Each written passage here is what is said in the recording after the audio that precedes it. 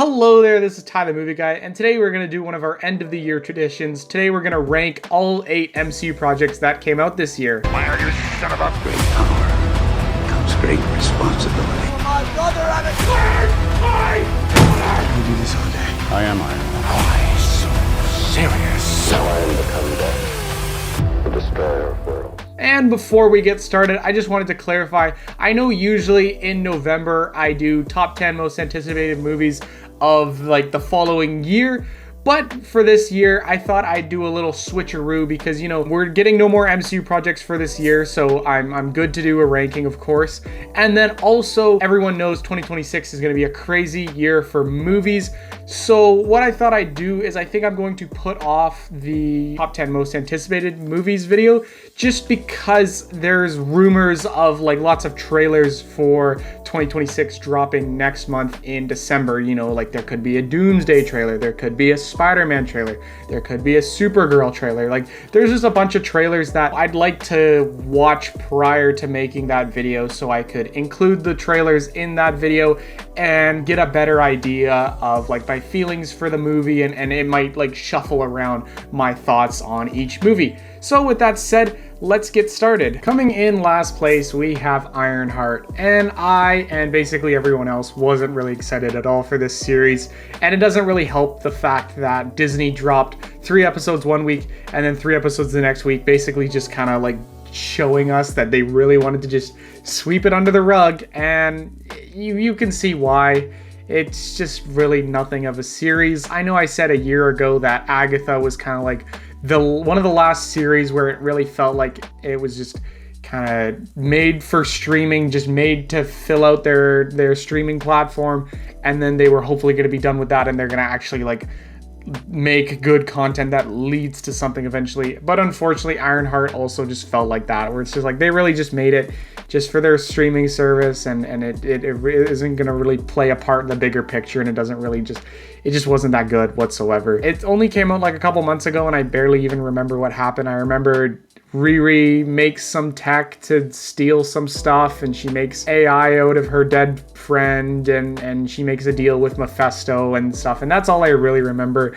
And definitely the standout of this series were the villains. Sacha Baron Cohen as Mephisto was really cool, actually. I didn't really think that would have been a great casting, but turns out it worked really well. And then Anthony Ramos as the Hood was also really cool. I can't pronounce his name, but young Han Solo as Obadiah Stane's son was also really cool. So yeah, all the villains and their respective castings were really cool, and that's all I can really say about this series. It's, yeah, there were some cool villains, but Riri herself, I didn't really care whatsoever what was going on with her. The only reason why I would want to see like a season 2 or somewhat of a continuation with this series is just to see more of Mephisto, because, you know, if you were on the WandaVision hype train back in 2021, after every episode we thought Mephisto was coming, and then eventually 4 years later we finally got him. So I would love to see him return in something else. So yeah, that's like the only dangling thread in this series that I would kind of like to see continued, but in general this was just kind of nothing of a series, so that's why it comes in last place. Coming in 7th place, we have Eyes of Wakanda, and much like Ironheart, this is definitely like kind of just something to fill out a streaming service, like even more so than Ironheart. This definitely isn't really going to lead into the bigger picture or anything. It's very much its own contained anthology series. But what makes it better is just it's kind of cool to see more of Wakanda and like see different eras of society and how Wakandans were involved in it and different stuff like that. But definitely when I initially first heard of this series, I was a lot more excited, thinking it was going to be more present day and actually take and show Wakandans we actually like know and care about, you know, like Shuri and Nakia and Okoye and different stuff like that. I'd love to like actually see more of them and like stuff they do and missions they go on and stuff like that, instead of just random Wakandans from like the past that we've never heard of before. And even with that, once we kind of like knew it was going to be like more about the past and different stuff like that, I was hoping it would be different like Black Panthers of generations, but it was more of like Dora Milaje and different stuff like that. So I'd much rather see different Black Panthers of the generations. So that's why the last episode was definitely my favorite, with the one Black Panther, and it also had like a big thing with time travel, and it actually tied into the first Black Panther film. So yeah, that was definitely the best episode. That one was really, really cool. But the other ones were kind of very forgettable. And I remember there was Iron Fist. I remember there was Trojan Horse, and I think maybe something about Vikings or pirates or something like that. So yeah, the first few episodes were pretty forgettable, but I did quite like the last one. So yeah, once again, it feels like streaming content, like not really tied to anything, just, you know, made for something to watch, and it had a decent animation style and stuff like that. It wasn't much, but it was kind of cool to see more of this culture. Coming in sixth place, we have Marvel Zombies. And having it this low on this list is actually very disappointing to me. I was quite excited for this series. Just having a mature rated Marvel series with gore and zombies and all that cool stuff had me really, really excited. But my big worry about this series definitely came true with the fact that in the What If Season 1 episode that kind of like kicked off this whole series, they killed off all our A-list Avengers. So now we are stuck with the phase 4, 5, definitely like, I don't know, C tier type characters. And yeah, it just wasn't as exciting. And on top of that, Miss Marvel was our like main character, and I'm just not a fan of her whatsoever. She's just comes across as very like annoying, fangirly to me. She definitely toned it back in like a more serious setting like this, but still in general, I definitely really didn't like her series. It was like one of my least favorite MCU things of all time. So yeah, like taking the main character of that and plopping her in a series I'm quite excited for was a really bad idea in my opinion. And especially because like this is like such like a big like thing if you think about it, you know, like some of like the most powerful characters in all of Marvel have become zombified, like Thanos, Captain Marvel, Thor, Scarlet Witch. And the fact that like someone as insignificant as Miss Marvel is our lead, and she manages to survive this whole thing, just kind of baffles me. And then also the ending, I still don't really know what the hell happened. It's very up to interpretation. Like I've asked a bunch of different people, and everyone kind of thinks something different. So did the whole world get saved and Miss Marvel's just having PTSD to the zombie thing? Or did Scarlet Witch put her in some dream reality where she's living in La La Land, but the whole world is actually taken over by zombies? Like I'm kind of going with like the more negative approach, and they lost in the end. And so, yeah, I don't know how I feel about that. I feel like we're not going to get a season 2. So the fact that they just totally lost in the end, and Miss Marvel's just living in La La Land while the whole world is taken over is a really weird ending, and also baffling. Like, why did Scarlet Witch give her the courtesy of living in her own little La La Land, or like, and everyone else is zombified? Like, I was really excited for this, but they made just a bunch of weird choices, and so that's why it's that low on this list in number, 6. Coming in 5th place, we have Captain America Brave New World. And I feel like I'm gonna get lots of shit for having this movie this high, but I am a Captain America fanboy through and through. I don't care who dons the shield, Captain America will always be my GOAT. So yeah, anytime there's a new Captain America movie, I am going to be extremely excited and also a little bit biased. But yeah, this is still definitely, unfortunately, the worst of the Captain America films. But there are still things I do quite like about this film. Like, you can kind of see they're leading to something a little bit, and they're tying in old like movies and different things, like, you know, Incredible Hulk, Eternals, Falcon and the Winter Soldier, and different stuff like that. Like, different things are coming together that they've kind of just left abandoned for a really long time. So I'm glad they're kind of bringing things together in a time where Marvel's felt quite disjointed and stuff like that. But definitely also like tying in like different movies like that, specifically like The Incredible Hulk, is also this film's downfall. The fact that Red Hulk and the leader are both in this film and regular Hulk is nowhere to be found is absolutely baffling. Like, why are the leader and the Red Hulk both like main antagonists in a Captain America film? I will not understand whatsoever. So yeah, that was definitely really weird. Like, I think you really could have like helped this film out if you actually had Bruce Banner Hulk in this movie. Like, maybe keep him as Bruce Banner like throughout the film, and then towards the final climax have Hulk, Red Hulk fight each other while Captain America takes on the leader. Maybe would make it a little bit better. And then also there is like a big problem with reshoots and you know, cutting things out and adding new stuff, specifically with like Giancarlo Esposito's character and stuff like that. And I didn't really notice that too much while watching the movie, so I don't find that too much of a problem. I just found like all the Hulk stuff in a Captain America movie was also really weird. But also I just want to mention Harrison Ford joining the MCU is also really, really cool. And I really hope he comes back in maybe like a Thunderbolts 2 or something like that. That would be really, really cool. And then also, of course, seeing Sam Wilson become Captain America was really cool, but I just wish he got a better first film as his breakout new Captain America. But so yeah, all in all, this movie is definitely a mixed bag. I'm definitely more positive than most people, and that's why it comes in 5th place. Coming in 4th place, we have Friendly Neighborhood Spider-Man. And I'm kind of like 50-50 on this series, whether it should have been in the MCU or not. Because, you know, on one hand, it would have been really cool to have like MCU Tom Holland Spider-Man's origin, but on the other hand, it's cool that this is disconnected and they can do whatever they want and include whatever like villains they want, and they just like don't have to care about like continuity and just go crazy with it. And that's kind of basically exactly what they did.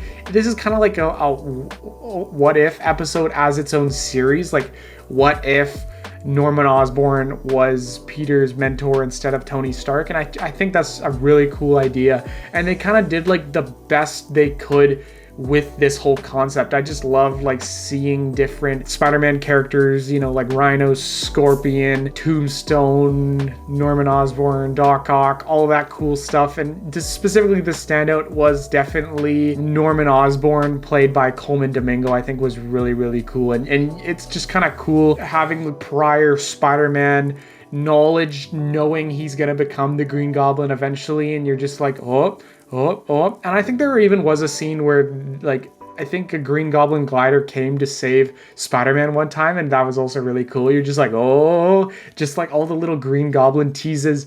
Hopefully next season he'll fully come out as the Green Goblin and all of that. So yeah, all in all, this was just a really, really fun series, and I'm quite excited for season 2 next year. Coming in 3rd place, we have Daredevil Born Again. And just like Marvel Zombies, this is quite frustrating in the same way where it had like so much potential and it didn't quite live up to that potential, but it's still definitely like a lot better than Marvel Zombies, given that it's obviously 3rd place on this list. So if you're living under a rock, obviously there was a big commotion with this series regarding the fact that initially they were going to kind of disregard the Netflix series and just bring back Charlie Cox and Vincent D'Onofrio as their respective characters, but kind of like make a new MCU Daredevil and, you know, like ignore Netflix, but yeah, take the same actors and then like do their own thing.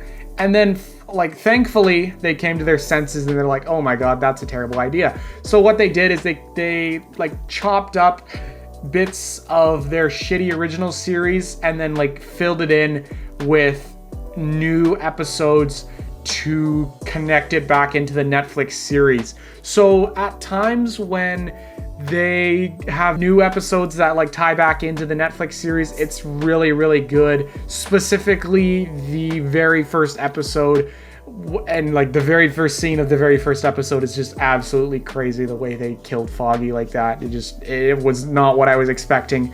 to the start of this season. Yeah, that was absolutely crazy, and then everything like that, and then yeah, seeing Punisher come back, and Karen, and Bullseye, and Fisk, and Daredevil, and all of that was really, really cool. And just, yeah, all the stuff that the new stuff they did to like fix it and tie it back into the Netflix series was really cool. And then there was a bit of like, you know, fillery crap in the middle that you can feel was from like the original series. So yeah, it's definitely also kind of a mixed bag, but it was still really good. But it's also like the weakest of, if you're comparing it to like the Netflix series. So yeah, it's kind of mixed emotions, but I'm still really excited for season 2 because if you think about it, like, this season 1 was still really good, and it's really good because of the new stuff they put in to fix it. So like, just imagine how good season 2 is going to be when it's all of that. It's all the same people with like a through vision, and no one's there like tampering with it. They can just tell the story they want to tell. So yeah, that's why I'm really, really excited for season 2. Season 1 was a little bumpy, but still quite good, and I'm just so glad that they're continuing this series. Coming in second place, we have Fantastic Four: First Steps, and I am happy to say that Marvel has finally given justice to their first family, the Fantastic Four. And yeah, this was just such a fun movie. And initially I was very skeptical on the fact that this was gonna be its own universe outside of the MCU. So because like, what's the point of like it all being the MCU if you're gonna like just make movies in their own universes? But obviously it's, you know, it's gonna tie into Doomsday later. But initially I was very skeptical on that. But in the long run, it was definitely the best choice because of its own universe. You can like do your cool retro 60s style, which is definitely one of the big standouts of this film. Just like seeing all of that and all the gizmos and the billboards and the flying cars and stuff like that was all really, really cool. And then also casting wise, I think they did a really great job. Initially everyone was really skeptical with the cast, and I've been saying this whole time, let's give it a chance, and I'm so glad we did. I think all across the board, everyone does such a great job in their respective roles, and you really buy into the family aspect and how much they care for each other, and you know how much they care for Franklin, and you know, and like family means everything, and they're willing to like give up the world for family and different stuff like that. And also our big bad Galactus is also really, really cool. I'm so glad they like were really faithful to the comics and how he looks with like the purple and the big crown looking thing and all of that. And he's not a stupid cloud and everything. So yeah, him as the big bad villain was also really, really cool. And there was just such a great sense of dread in this film the whole time, where they try different things to like stop Galactus from coming, like trying to move the Earth, and then that doesn't work, and then trying to trap Galactus in the portal, and then that doesn't work again, and then they finally get him in there and stuff like that. It's just, it's all really, really cool. And there's also a really cool space aspect in the middle of this movie. And then to top it all off, the amazing Doctor Doom after credits to bring us to Doomsday. And I'm just so glad the MCU feels like it's back with like really good movies, and then drops you with a great after credit teasing the big bad and the next Avengers movie. I wish they would have been like, you know, doing it all through 4 and 5, but you know, better late than never. So yeah, all in all, I'm so glad they finally got the Fantastic Four right this time, and I'm so excited for the future of Marvel because of this film. But coming in first place as my favorite MCU project of the year, we have Thunderbolts. And this and Fantastic Four were both really close, but I think I'm gonna give it to Thunderbolts just because I love the fact that they took different characters from like past like films and series and brought them together, you know, coming from like Black Widow and Falcon and the Winter Soldier. It just really brings me back to like phase 1 and how the original Avengers had their own movies, and then they all came together in their big Avengers event, and that felt a lot like that, but also very different in the same sense, because they're you know, they're the new Avengers, but they're like the depressed version basically. Because yeah, this movie is just all about like depression and loss and regret and finding purpose and found family and stuff like that. And most MCU movies don't really have like such a deep meaning like that. So yeah, getting such a cool premise and cool set of characters and bringing them together, but just putting so much like trauma and giving them so many issues is just really cool to see. The found family within each other and all of that, and then bringing in the Sentry and the Void as the villain is such a perfect villain for characters like this, who can, you know, use his powers to bring them to like this shadowy dream world, so they have to live out like their worst nightmares and all of that. Is just, yeah, such a cool villain to tie into a Thunderbolts film like this. All in all, once again, of course, the after credit teasing the Fantastic Four and showing what's to come is just like the good old days and everything like that. This was like such a fun, refreshing film with like lively characters like that from past movies that I really like. You know, Red Guardian, Yelena, US Agent, Winter Soldier, Sentry, or just to like name some of my favorites and all of that. Yeah, just bringing them all together and was just really cool. But my major negative about this film would probably have to be Taskmaster. The way they brought her in just to kill her felt really like cheap and kind of it felt lazy. Like they don't want to take the time to make her into a good character, so they just try to kill her off, sweep her under the rug, and that's about it. So that's like my major problem with the film, but it's kind of minor. Like looking back on it, you know, this movie came out in May. I definitely focused in on all the good aspects, and there are a lot. This is my favorite MCU project of 2025, and I am so excited for next year with Spider-Man and Doomsday and all that fun stuff. So stay tuned for next year, and farewell.